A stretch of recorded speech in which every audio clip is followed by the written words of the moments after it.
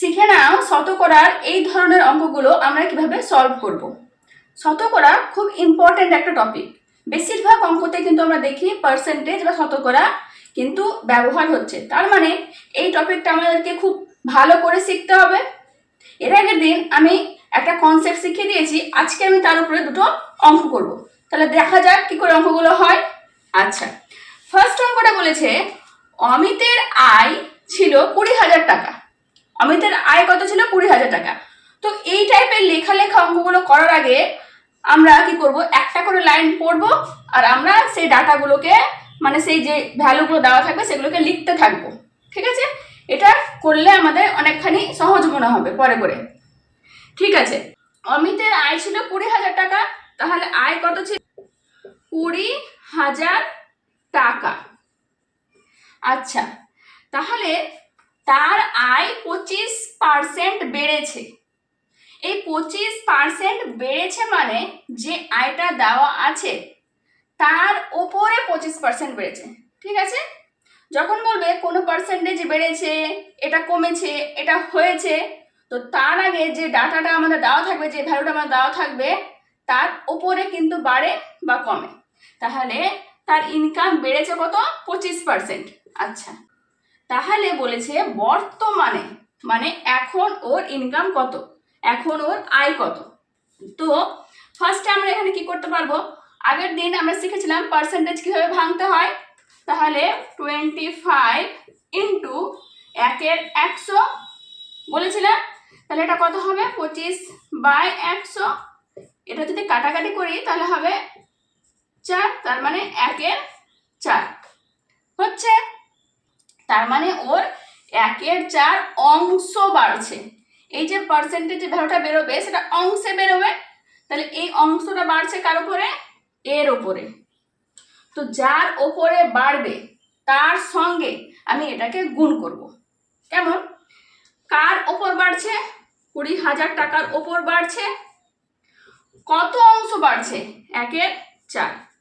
কত এলো? 5,000 টাকা। তার মানে এই যে 5,000 টাকাটা এলো, এটা আমরা কি বার করলাম?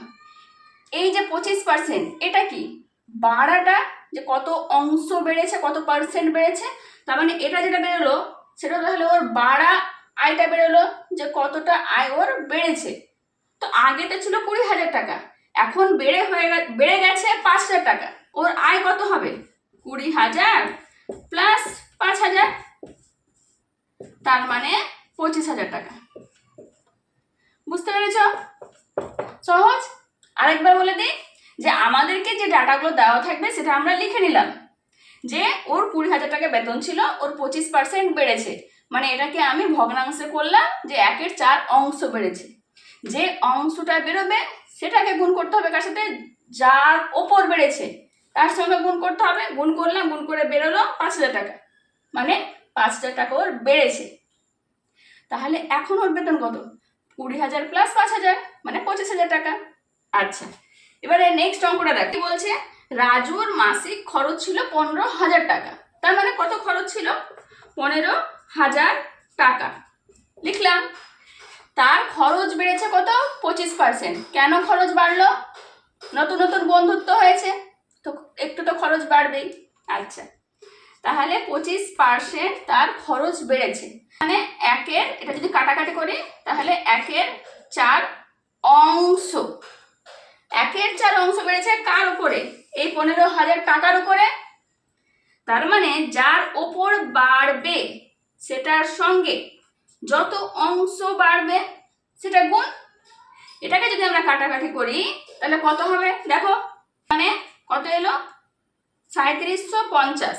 3750 টাকা ওর খরচ বেড়ে গেছে, মানে এই খরচটা ও বাড়িয়ে দিয়েছে বন্ধুত্ব পাকিয়ে, বিশেষ বন্ধুত্ব। ঠিক আছে, তো 3750 টাকা ওর বেড়ে গেছে খরচ। তাহলে আগে খরচ কত ছিল?